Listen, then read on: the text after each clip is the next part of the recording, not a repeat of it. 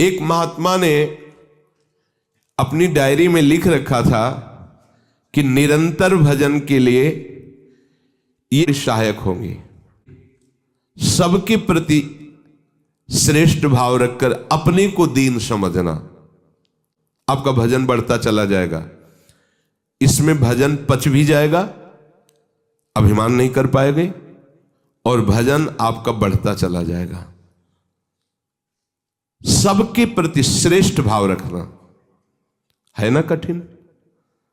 अपने से श्रेष्ठ भाव रखना। अपने लोगों को तो ऐसा भजन का अभिमान आ जाता है कि अपने से श्रेष्ठ महापुरुषों के आसनों पर भी बैठने में हिचक नहीं होती। गुरुजनों के समान आसन पर बैठने का हमारे अंदर भाव आ जाता है, नहीं होना चाहिए। अत्यंत दैन्य भाव।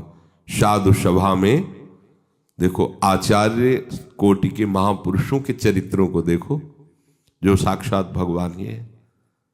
कहां बैठे? एकदम नाली में के पास, मोहरी में, जहां चरण धोए जाते सबके, वहां। पूज्य भाई जी कहां बैठे मिले? जहां सबकी पादुकाएं उतरी थी वहां बैठे, और उनको पूजा के लिए, श्रेष्ठ सम्मान के लिए बुलाया गया था।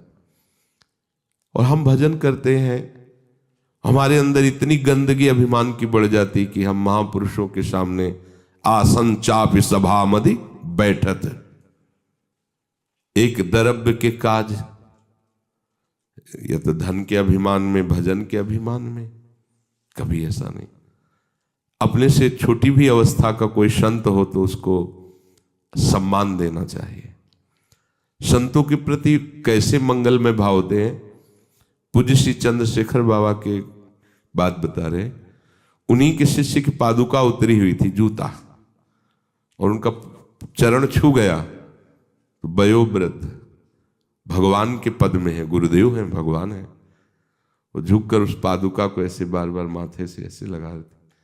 वो जब शिष्य ने देख, चिल्ला के रूप में, महाराज जी आप ऐसा?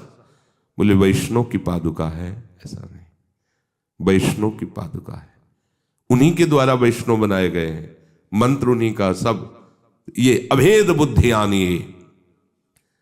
जो आचार्य ने मंत्र दिया है वही गुरु परंपरा से चला रहा है, वही मंत्र उस उपासक के हृदय में गया तो पूज्य हो गया। जैसे जब सुग्रीव जी को सिंहासन पर बैठाल करके राजमुकुट रखा तो लक्ष्मण जी ने भी प्रणाम किया, क्योंकि उस राजमुकुट का सम्मान है।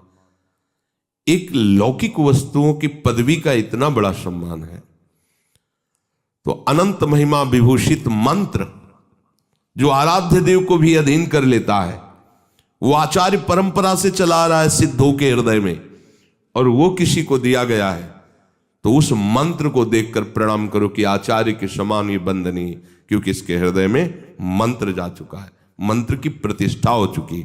ये थोड़ी कि मैंने मंत्र दिया है, हमको किसने दिया है? हमारे गुरुदेव को किसने दिया है? आचार्य परंपरा से चला रहा है, सब उसी के साथ।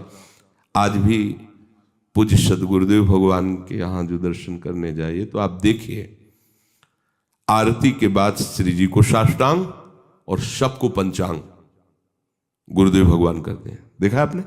सबको पंचांग करते हैं। फिर गए, जब लौट के आसन में बैठने के लिए आएंगे तो सबको पंचांग प्रणाम करेंगे। फिर ये क्या है? वो सदगुरुदेव हैं, आयुष्य में प्रभु स्वरूप हैं, प्रियाजू की नित्य सहचरी।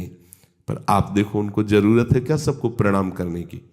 और हम उनके चरणों के आश्रित हैं, उनके चरणों के प्रताप से भजन मार्ग में चलना चाहते हैं और अपने को भजनानंदी मान लेते हैं, तो मतलब हमारा भजन कितना कच्चा है।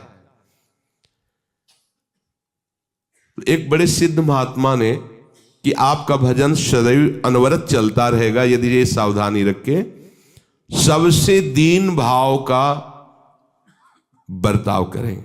आप दैन्य और सब श्रेष्ठ।